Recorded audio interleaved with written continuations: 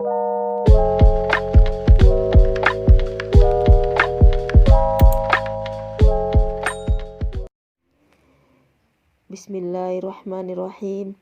Assalamualaikum warahmatullahi wabarakatuh. Salam sehat selalu bagi kita semua. Sahabat, apa kabar sahabat semuanya? Tentu dalam keadaan sehat walafiat. Amin ya rabbal alamin. Bagi sahabat yang baru menemukan channel kami, jangan lupa tekan tombol like, subscribe, komen, dan juga tombol loncengnya. Dan bagi sahabat yang telah bergabung, kami ucapkan terima kasih. Baiklah sahabat, adapun tema kami kali ini yaitu yang berjudul Rahasia Permata Indah.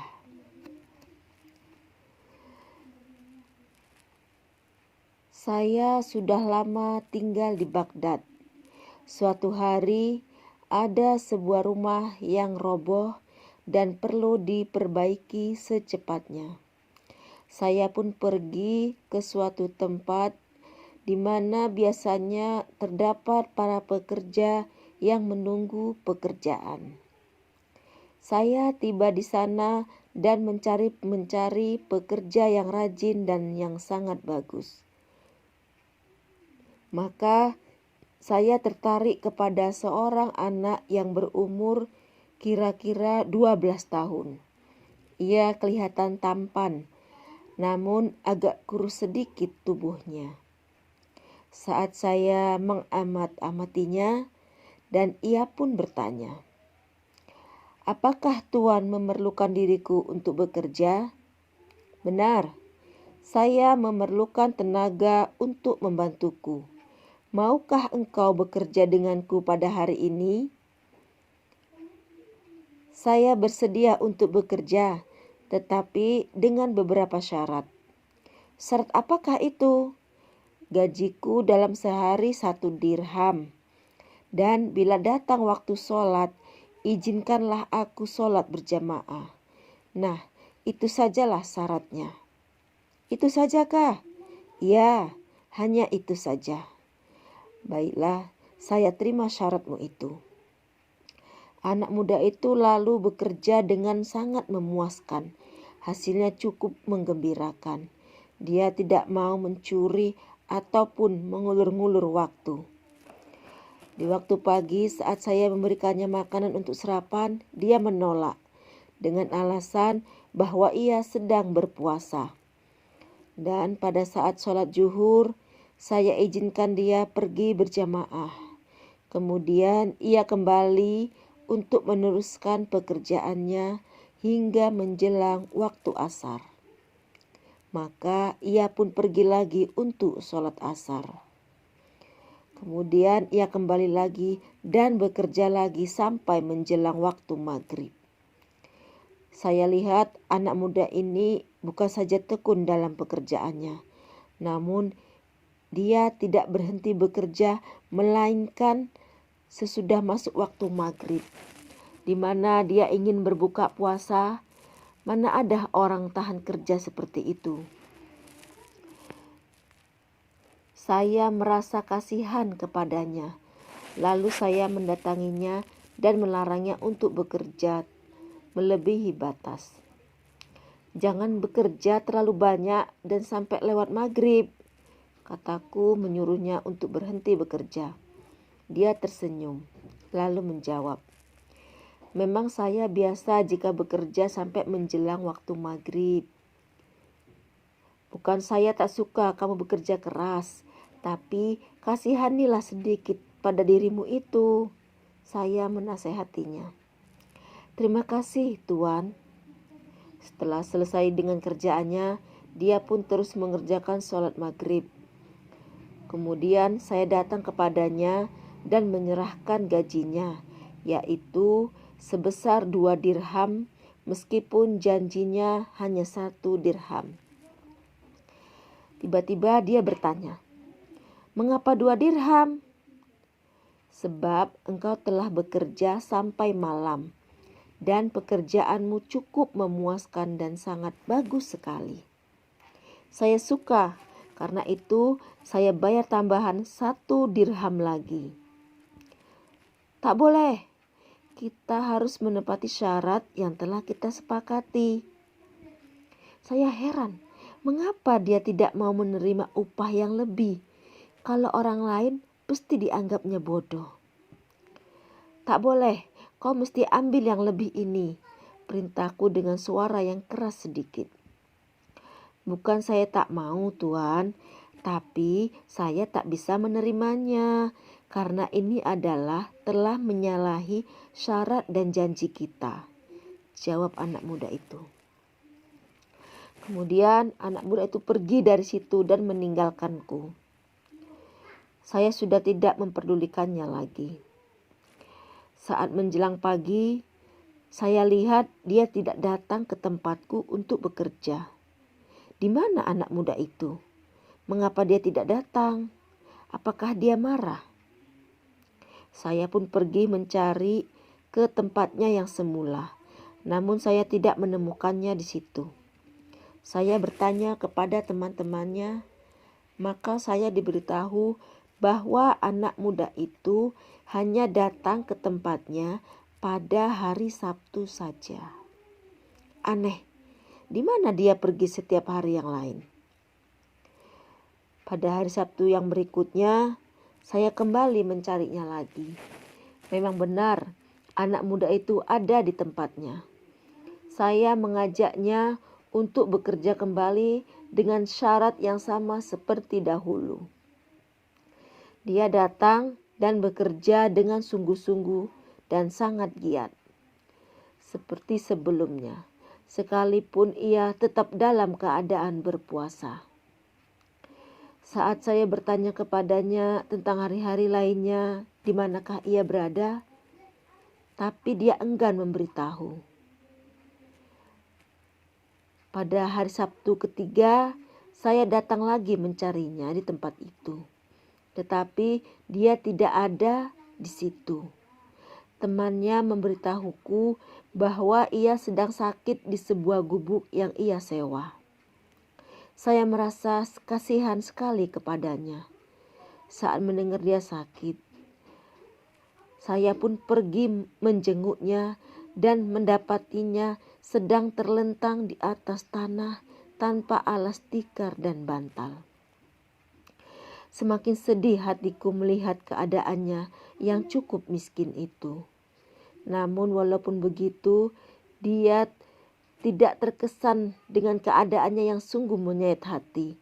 Malah ia kelihatan lebih berseri, wajahnya lebih berseri seperti biasanya. Anakku, apa kabarmu? Tanyaku. Syukur, alhamdulillah. Cuma saya sakit sedikit saja, jawabnya. Apa ada sesuatu yang perlu saya tolong? Saya coba menawarkan diri. Ya, kebetulan sekali memang ada. Apa itu? Besok pagi di waktu duha datanglah ke sini. Jika Tuan mendapati saya sudah meninggal di sini, tolonglah mandikan saya. Kemudian bungkuslah saya dengan bajuku ini. Lalu solatilah saya dan kuburkanlah saya di tempat ini. Semua itu hendaklah Tuan sendiri yang mengerjakannya. Setelah itu, robeklah saku baju saya ini, ambil isinya, lalu pergilah ke istana Khalifah Harun ar-Rasyid dan tunjukkan barang ini kepada beliau. Itu saja pesanan saya kepada Tuan. Dan jangan lupa menyampaikan salam saya kepada beliau. Dan semoga Allah membalas segala kebaikan Tuan. Mendengar keterangan anak muda itu, saya heran sekali. Siapa dia sebenarnya kepada Khalifah Harun ar-Rasyid? Apa ada kaitannya dia dengan khalifah itu, sehingga kematiannya mesti dilaporkan kepada beliau? Siapa sebenarnya anak ini? Tanyaku ingin tahu. Saya hamba Allah, jawabnya. Saya terus memperhatikan wajahnya dengan penuh tanda tanya. Ingat, jangan lupa apa yang saya pesan tadi. Baiklah. Kemudian saya pun pergi dari situ untuk meninggalkannya. Pada pagi besoknya saya pergi ke gubuk itu.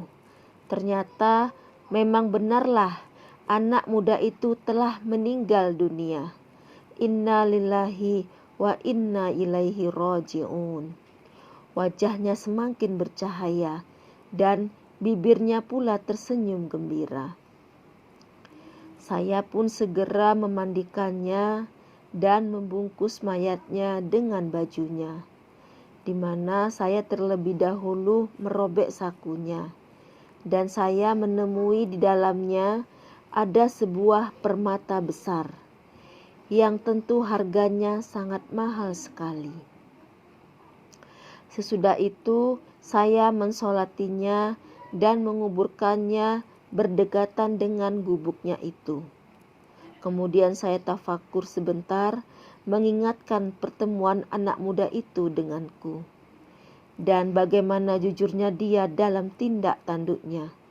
Tentulah dia seorang wali yang besar, yang kebanyakan orang tidak tahu. Kemudian saya pun meninggalkan tempat itu dan kembali ke rumahku. Untuk beberapa hari saya memikirkan bagaimana saya dapat menyampaikan barang amanat yang berharga ini kepada tuannya. Saya pikir-pikir caranya sehingga saya teringat bahwa Khalifah Harun ar-Rasyid selalu melewati suatu tempat untuk melihat-lihat sekitar pasar. Maka saya pun menunggu di situ beberapa hari, sehingga pada suatu hari benarlah Khalifah Harun ar-Rasyid sedang melalui di situ di atas tunggangannya. "Tuanku," jeritku. Semua pengawalnya terkejut dan coba menghadangku agar aku tidak menemui Khalifah Harun ar-Rasyid. Untung saja Khalifah menunjuk supaya aku dibolehkan datang menghampirinya. "Tuanku, saya ada suatu amanat untuk tuanku," kataku penuh hormat. "Apa itu?" tanya Khalifah. Saya pun menunjukkan kepadanya permata itu. Melihat permata tersebut, dengan tidak disangka-sangka Khalifah Harun ar-Rasyid menjerit sekuat-kuatnya. Lalu dia pingsan. Para pengawal semua ribut saat melihat khalifahnya pingsan. Lalu saya ditangkap. Untung Khalifah segera sadar. Saya pun dilepaskan. Saya diperintahkan oleh Khalifah untuk mengikutinya ke istana. Rupanya dia tidak jadi hendak meneruskan perjalanannya. Tentulah karena perkara permata ini sangat penting sekali baginya. Saat tiba di istana, saya ditanya oleh Khalifah, "Dari mana kau dapat permata ini?" "Hamba diberikan oleh seorang anak muda yang pernah bekerja dengan saya, tuanku," jawabku dengan penuh hormat. "Baiklah, di mana dia sekarang?" "Dia sudah meninggal dunia, tuanku." "Sudah meninggal dunia?" "Iya, tuanku." "Inna lillahi wa inna ilaihi raji'un," ucap Khalifah itu. "Benarkah ia sudah meninggal?" "Benar, tuanku. Saya yang menyelenggarakan mayatnya," terangku dengan takut dan bimbang, karena aku lihat Khalifah berubah wajahnya dan bersedih. "Aduh," keluh Khalifah. Kemudian ia menangis. Saya tunduk takut dan bimbang sekali. Apa rahasia permata ini? Janganlah gara-gara permata ini aku dihukum oleh Khalifah, Nampaknya dia terlalu sedih. Aku berdiri di situ menunggu soalan berikutnya yang akan diberikan khalifah. Sedang pengawal-pengawalnya mengelilingiku menjaga agar jangan sampai aku melarikan diri. Setelah Khalifah Harun ar-Rasyid tenang, dia lalu mengatakan kepadaku dengan suara rendah penuh sedih, "Coba kau ceritakan kepadaku, bagaimana kau menemui pemilik permata ini," sambil menunjukkan permata yang ada di tangannya. Saya pun menceritakan segala-galanya tentang anak muda itu kepada Khalifah Harun ar-Rasyid, dan beliau mendengarkannya dengan tenang, dan kadang-kadang meleleh air matanya. Setelah selesai bercerita kepadanya,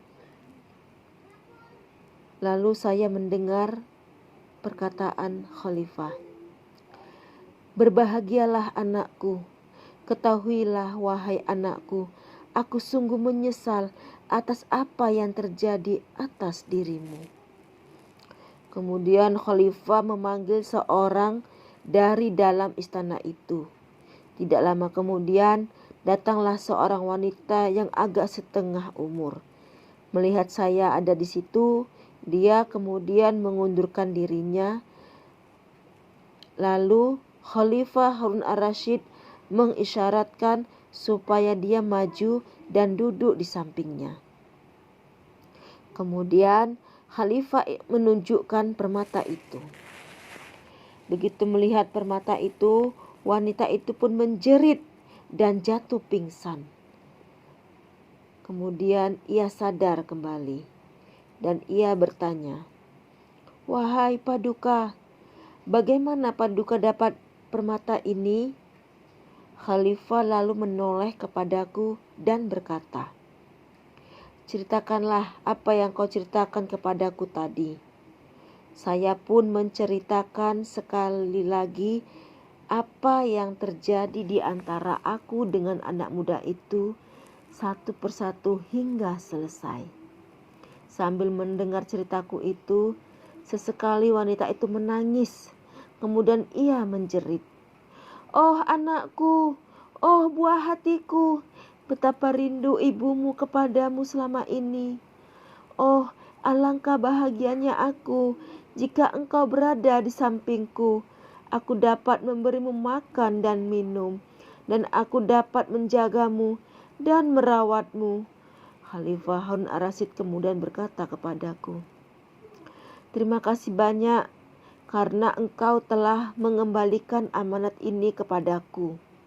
Bukan itu saja, bahkan kau telah membawa berita kepadaku tentang anakku yang menghilangkan diri itu.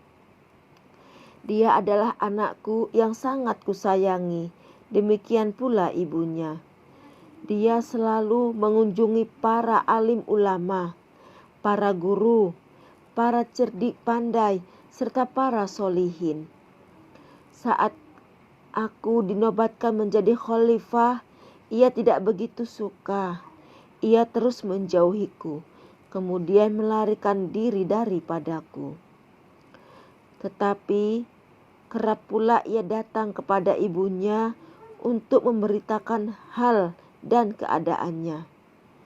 Saya pernah memberikan permata ini kepada ibunya untuk diserahkan kepadanya, supaya dijual, mana tahu dia memerlukan uang untuk hidupnya. Tetapi rupanya dia simpan permata ini, dan kini dia telah mengembalikan kepada kami. Bagaimana cara kehidupannya kami tidak tahu. Kami juga tidak tahu tempat tinggalnya, di kota, di rimba, di kampung, atau di mana. Kami tidak tahu. Hanya Tuhan saja yang mengetahui. Bertahun-tahun kami menunggunya kembali, tetapi hampa belaka. Kami ingin dia datang menjenguk kami, walau sebentar saja, supaya kami dapat melihat wajahnya. Tetapi sekarang hanya beritanya saja yang sampai kepada kami, dan berita itu pula berita yang menyedihkan. Rupanya dia telah meninggalkan kami untuk selama-lamanya.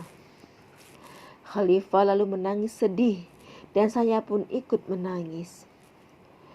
Tuanku, anakmu itu adalah seorang wali. Saya ingin menggembirakan Khalifah. Ya, memang kesitulah ia menuju. Ia tafakur sebentar kemudian bertanya lagi. Tunjukkanlah kepadaku di mana kubur anakku itu. Aku ingin menziarahinya. Baiklah tuanku, hamba bersedia mengantarkan tuanku ke sana, jawabku. Pada hari yang ditetapkan, saya pun mengantarkan Khalifah bersama rombongannya ke kuburan anaknya itu. Khalifah Harun ar-Rasyid berdiri di tempat pusara anaknya dengan sedih dan melelehkan air mata. Kemudian saya pun meninggalkan mereka dan kembali ke rumahku. Sungguh, kejadian itu meninggalkan kesan yang mendalam, yang susah hendak dilupakan di dalam hatiku. Lalu saya berdoa, Ya Allah, berilah kami taufik dan hidayah serta pertolongan-Mu dalam menelusuri kehidupan di alam fana ini, dan rahmatilah kami semuanya. Sesungguhnya Engkau Maha mendengar lagi Maha mengasihani. Amin ya Rabbal Alamin. Sahabat, demikian sajalah kisah kami kali ini. Semoga dengan mendengarkan kisah ini, sahabat semuanya bisa mengambil hikmahnya.